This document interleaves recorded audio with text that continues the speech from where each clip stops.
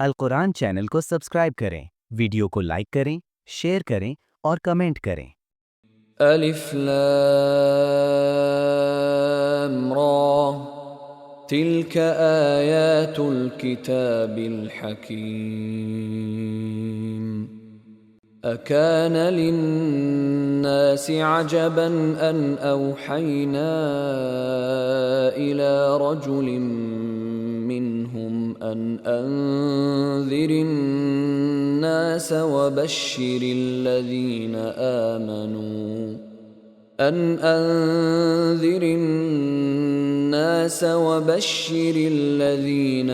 آمنوا أن لهم قدم صدق عند ربهم قال الكافرون إن هذا لساحر مبين إن ربكم الله الذي خلق السماوات والأرض في 6 أيام ثم استوى على العرش يدبر الأمر ما من شفيع إلا من بعد إذنه ذلكم الله ربكم فاعبدوه أفلا تذكرون إليه مرجعكم جميعا وعد الله حقا إنه يبدأ الخلق ثم يعيده ليجزي الذين آمنوا وعملوا الصالحات بالقسط والذين كفروا لهم شراب من حميم وعذاب أليم بما كانوا يكفرون هو الذي جعل الشمس ضياء والقمر نورا وقدره منازل لتعلموا عدد السنين والحساب ما خلق الله ذلك إلا بالحق يفصل الآيات لقوم يعلمون إن في اختلاف الليل والنهار وما خلق الله في السماوات والأرض لآيات لقوم يتقون إن الذين لا يرجون لقاءنا ورضوا بالحياة الدنيا واطمأنوا بها والذين هم عن آياتنا غافلون أولئك مأواهم النار بما كانوا يكسبون إن الذين آمنوا وعملوا الصالحات يهديهم ربهم بإيمانهم تجري من تحتهم الأنهار في جنات النعيم دعواهم فيها سبحانك اللهم وتحيتهم فيها سلام وآخر دعواهم أن الحمد لله رب العالمين ولو يعجل الله للناس الشر استعجالهم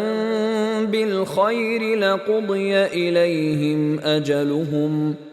فنذر الذين لا يرجون لقاءنا في طغيانهم يعمهون وإذا مس الإنسان الضر دعانا لجنبه أو قاعدا أو قائما فلما كشفنا عنه ضره مر كأن لم يدعنا إلى ضر مسه كذلك زين للمسرفين ما كانوا يعملون ولقد أهلكنا القرون من قبلكم لما ظلموا وجاءتهم رسلهم بالبينات وما كانوا ليؤمنوا كذلك نجزي القوم المجرمين ثم جعلناكم خلائف في الأرض من بعدهم لننظر كيف تعملون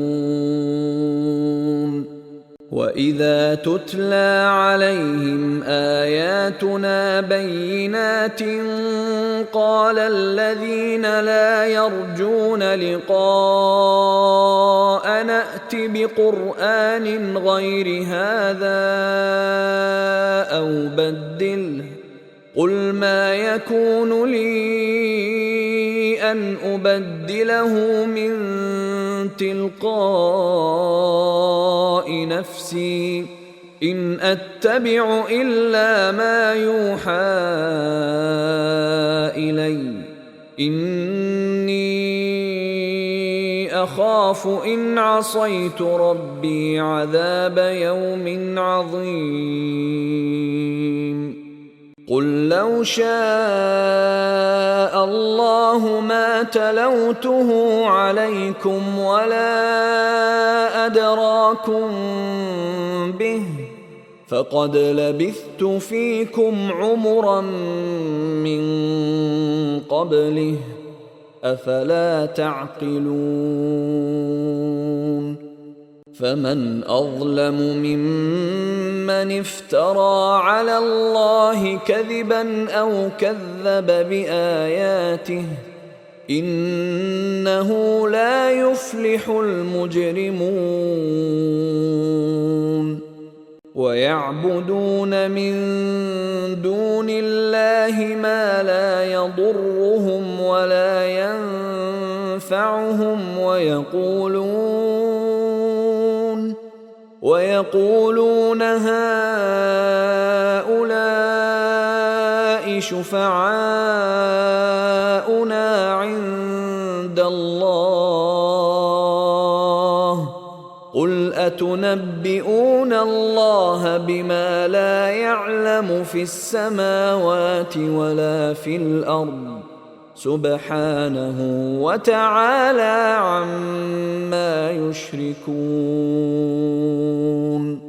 وما كان الناس إلا أمة واحدة فاختلفوا ولولا كلمة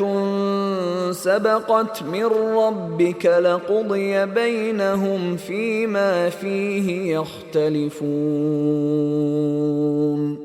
ويقولون لولا أنزل عليه آية من ربه فقل إنما الغيب لله فانتظروا إني معكم من المنتظرين وإذا أذقنا الناس رحمة من بعد ضراء مستهم إذا لهم مكر في آياتنا قل الله أسرع مكرا إن رسلنا يكتبون ما تمكرون هو الذي يسيركم في البر والبحر حتى إذا كنتم في الفلك وجرين بهم بريح طيبة وفرحوا بها جاءتها ريح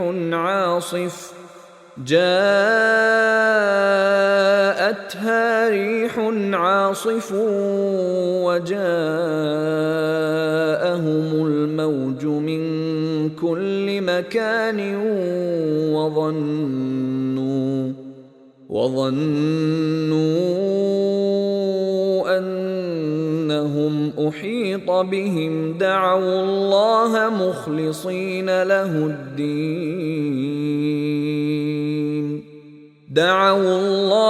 مخلصين له الدين لئن أنجيتنا من هذه لنكونن من الشاكرين فلما أنجاهم إذا هم يبغون في الأرض بغير الحق يا أيها الناس إنما بغيكم على أنفسكم متاع الحياة الدنيا ثم إلينا مرجعكم فننبئكم بما كنتم تعملون إنما مثل الحياة الدنيا كماء إن أنزلناه من السماء فاختلط به نبات الأرض مما يأكل الناس والأنعام حتى إذا أخذت الأرض زخرفها وزينت وظن أهلها أنهم قادرون عليها أتاها أمرنا ليلا أو نهارا فجعلناها حصيدا كأن لم تغن بالأمس كذلك نفصل الآيات لقوم يتفكرون والله يدعو إلى دار السلام ويهدي من يشاء إلى صراط مستقيم للذين أحسنوا الحسنى وزيادة ولا يرهق وجوههم قتر ولا ذلة أولئك أصحاب الجنة هم فيها خالدون والذين كسبوا السيئات جزاء سيئة بمثلها وترهقهم ذلة ما لهم من الله من عاصم كأنما أغشيت وجوههم قطعا من الليل مظلما أولئك أصحاب النار هم فيها خالدون ويوم نحشرهم جميعا ثم نقول للذين أشركوا مكانكم أنتم وشركاؤكم فزيلنا بينهم وقال شركاؤهم ما كنتم كنتم إيانا تعبدون فكفى بالله شهيدا بيننا وبينكم إن كنا عن عبادتكم لغافلين هنالك تبلو كل نفس ما أسلفت وردوا إلى الله مولاهم الحق وضل عنهم ما كانوا يفترون قل من يرزقكم من السماء والأرض أم من يملك السمع والأبصار ومن يخرج الحي من الميت ويخرج الميت من الحي ومن يدبر الأمر فسيقولون الله فقل أفلا تتقون فذلكم الله ربكم الحق فماذا بعد الحق إلا الضلال فأنى تصرفون كذلك حقت كلمة ربك على الذين فسقوا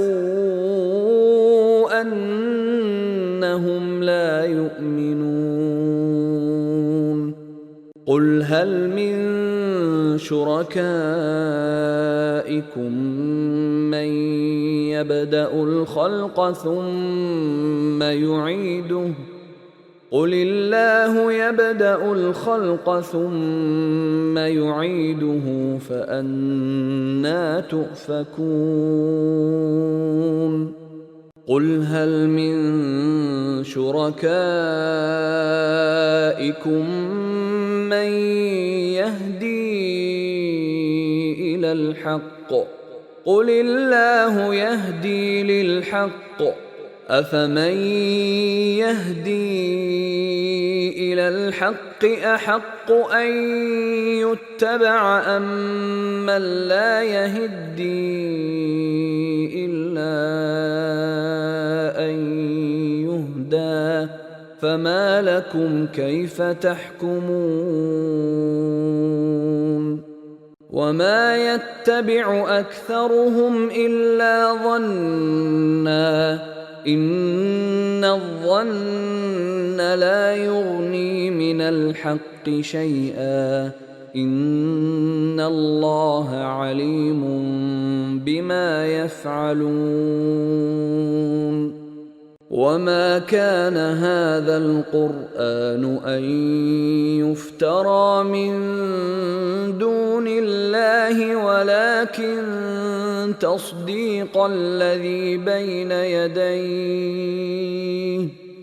ولكن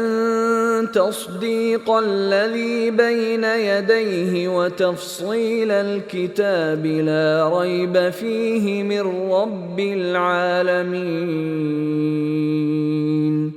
أم يقولون افتراه قل فأتوا بسورة مثله وادعوا من استطعتم من دون الله إن كنتم صادقين بل كذبوا بما لم يحيطوا بعلمه ولما يأتهم تأويله كذلك كذب الذين من قبلهم فانظر كيف كان عاقبة الظالمين ومنهم من يؤمن به ومنهم من لا يؤمن به وربك أعلم بالمفسدين وإن كذبوك فقل لي عملي ولكم عملكم أنتم بريئون تجرمون مما أعمل وأنا بريء مما تعملون ومنهم من يستمعون إليك أفأنت تسمع الصم ولو كانوا لا يعقلون ومنهم من ينظر إليك أفأنت تهدي العمي ولو كانوا لا يبصرون إن الله لا يظلم الناس شيئا ولكن الناس أنفسهم يظلمون ويوم يحشرهم كأن لم يلبثوا إلا ساعة من النهار يتعارفون بينهم قد خسر الذين كذبوا بلقاء الله وما كانوا مهتدين وإما نرينك بعض الذي نعدهم أو نتوفينك فإلينا مرجعهم ثم الله شهيد على ما يفعلون ولكل أمة رسول فإذا جاء رسولهم قضي بينهم بالقسط وهم لا يظلمون ويقولون متى هذا الوعد إن كنتم صادقين قل لا أملك لنفسي ضرا ولا نفعا إلا ما شاء الله لكل أمة أجل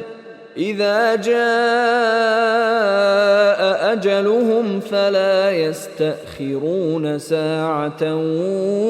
ولا يستقدمون قل أرأيتم إن أتاكم عذابه بياتا أو نهارا ماذا يستعجل منه المجرمون أثم إذا ما وقع آمنتم به الآن وقد كنتم به تستعجلون ثم قيل للذين ظلموا ذوقوا عذاب الخلد هل تجزون إلا بما كنتم تكسبون ويستنبئونك أحق هو قل إي وربي إنه لحق وما أنتم بمعجزين ولو أن لكل نفس ظلمت ما في الأرض لافتدت به وأسروا الندامة لما رأوا العذاب وقضي بينهم بالقسط وهم لا يظلمون ألا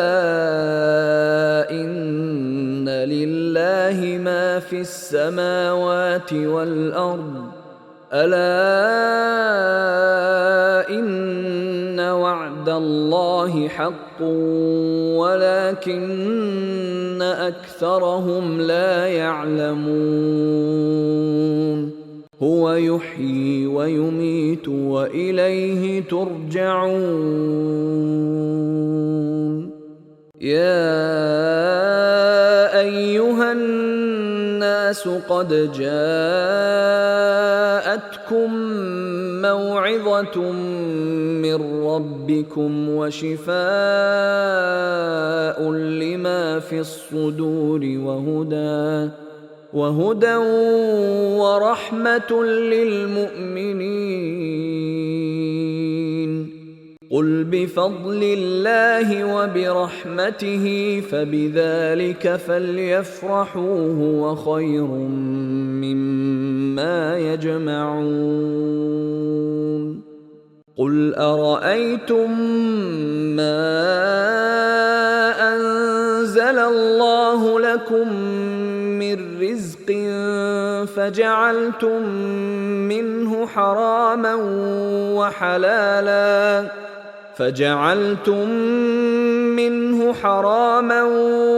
وحلالا قل الله أذن لكم أم على الله تفترون. وما ظن الذين يفترون على الله الكذب يوم القيامة إن الله لذو فضل على الناس ولكن أكثرهم لا يشكرون. وما تكون في شأن وما تتلو منه من قرآن ولا تعملون من عمل إلا كنا عليكم شهودا إذ تفيضون فيه. وما يعزب عن ربك من مثقال ذرة في الأرض ولا في السماء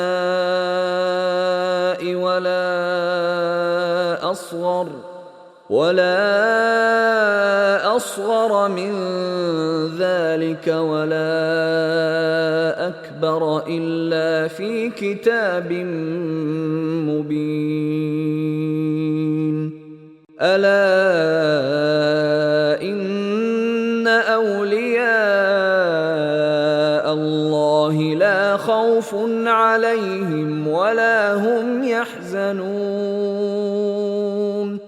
الذين آمنوا وكانوا يتقون لهم البشرى في الحياة الدنيا وفي الآخرة لا تبديل لكلمات الله ذلك هو الفوز العظيم. ولا يحزنك قولهم إن العزة لله جميعا هو السميع العليم. ألا إن لله من في السماوات ومن في الأرض وما يتبع الذين يدعون من دون الله شركاء إن يتبعون إلا الظن وإن هم إلا يخرصون. هو الذي جعل لكم الليل لتسكنوا فيه والنهار مبصرا إن في ذلك لآيات لقوم يسمعون. قالوا اتخذ الله ولدا سبحانه هو الغني له ما في السماوات وما في الأرض إن عندكم من سلطان بهذا أتقولون على الله ما لا تعلمون. قل إن الذين يفترون على الله الكذب لا يفلحون متاع في الدنيا ثم إلينا مرجعهم ثم نذيقهم العذاب الشديد بما كانوا يكفرون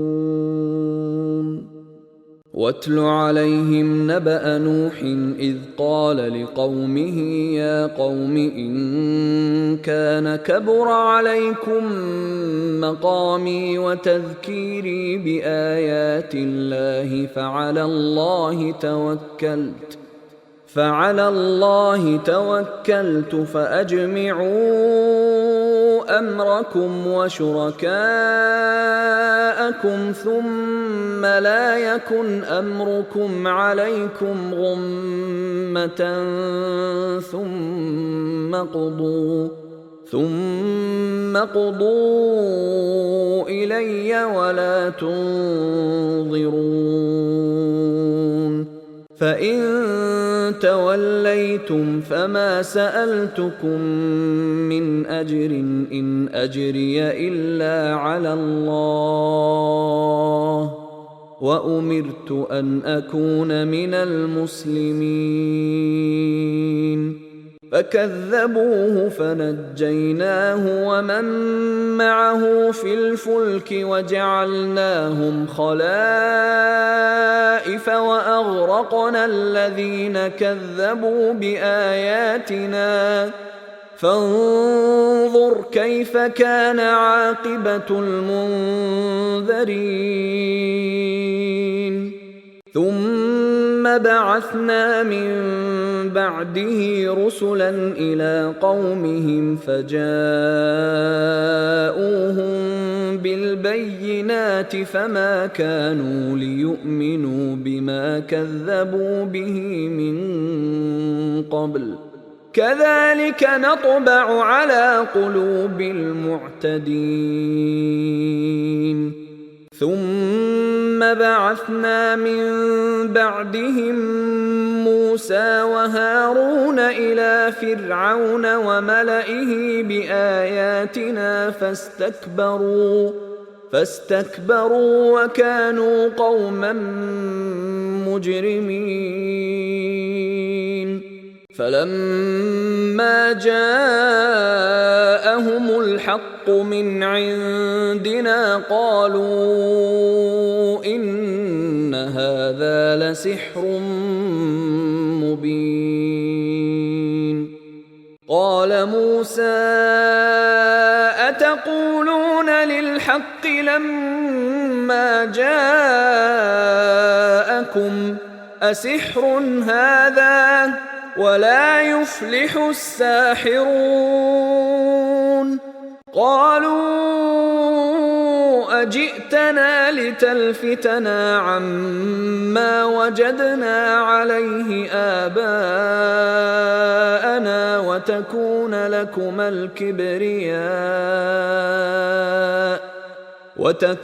لكما الكبرياء في الأرض وما نحن لكما بمؤمنين وقال فرعون ائتوني بكل ساحر عليم فلما جاء السحرة قال لهم موسى ألقوا ما أنتم ملقون فلما ألقوا قال موسى ما جئتم به السحر إن الله سيبطله إن الله لا يصلح عمل المفسدين ويحق الله الحق بكلماته ولو كره المجرمون فما آمن لموسى إلا ذرية من قومه على خوف فرعون وملئهم أن يفتنهم وإن فرعون لعال في الأرض وإنه لمن المسرفين. وقال موسى يا قوم إن كنتم آمنتم بالله فعليه توكلوا إن كنتم مسلمين.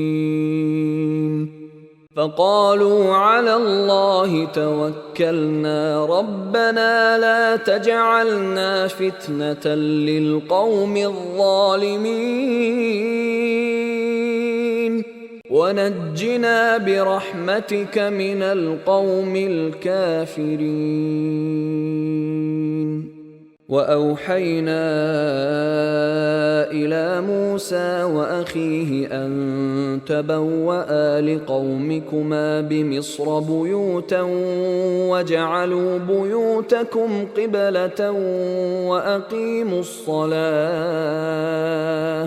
وبشر المؤمنين. وقال موسى ربنا إنك آتيت فرعون وملأه زينة وأموالا في الحياة الدنيا ربنا ليضلوا عن سبيلك ربنا اطمس على أموالهم واشدد على قلوبهم فلا يؤمنوا حتى يروا العذاب الأليم.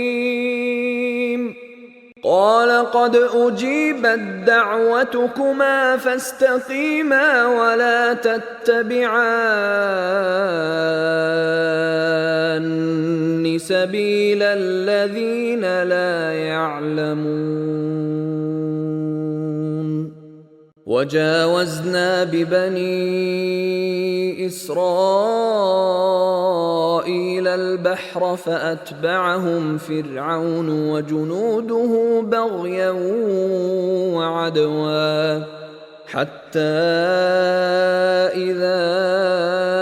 أدركه الغرق قال آمنت أنه لا إله إلا الذي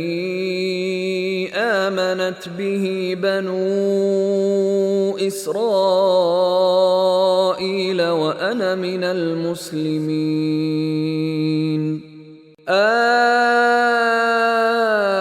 الآن وقد عصيت قبل وكنت من المفسدين فاليوم ننجيك ببدنك لتكون لمن خلفك آية وإن كثيرا من الناس عن آياتنا لغافلون. ولقد بوأنا بني إسرائيل مبوأ صدق ورزقناهم من الطيبات فما اختلفوا حتى جاءهم العلم إن ربك يقضي بينهم يوم القيامة فيما كانوا فيه يختلفون. فإن كنت في شك مما أنزلنا إليك فاسأل الذين يقرؤون الكتاب من قبلك لقد جاءك الحق من ربك فلا تكونن من الممترين ولا تكونن من الذين كذبوا بآيات الله فتكون من الخاسرين. إن الذين حقت عليهم كلمة ربك لا يؤمنون ولو جاءتهم كل آية حتى يروا العذاب الأليم فلولا كانت قرية آمنت فنفعها إيمانها إلا قوم يونس لما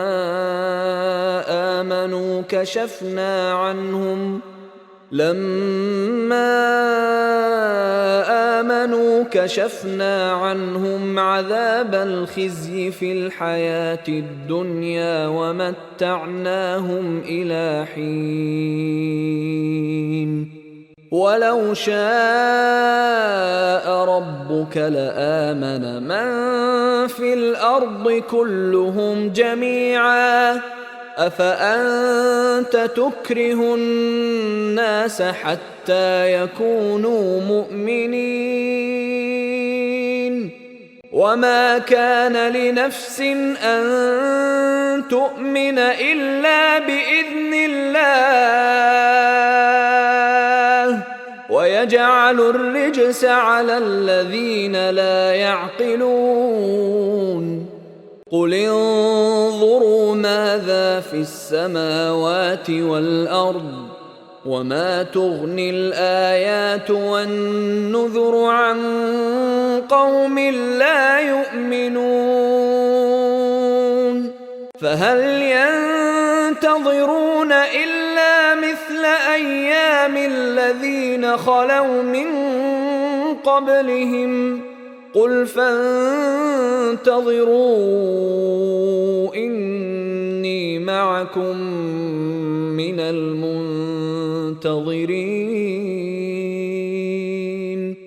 ثم ننجي رسلنا والذين آمنوا كذلك حقا علينا ننجي المؤمنين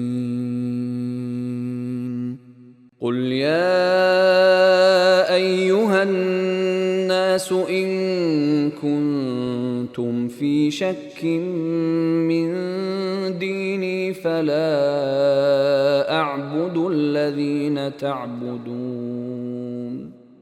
فلا أعبد الذين تعبدون من دون الله ولكن أعبد الله الذي يتوفاكم وأمرت أن أكون من المؤمنين وأن أقم وجهك للدين حنيفا ولا تكونن من المشركين ولا تدع من دون الله ما لا ينفعك ولا يضرك فإن فعلت فإنك إذا من الظالمين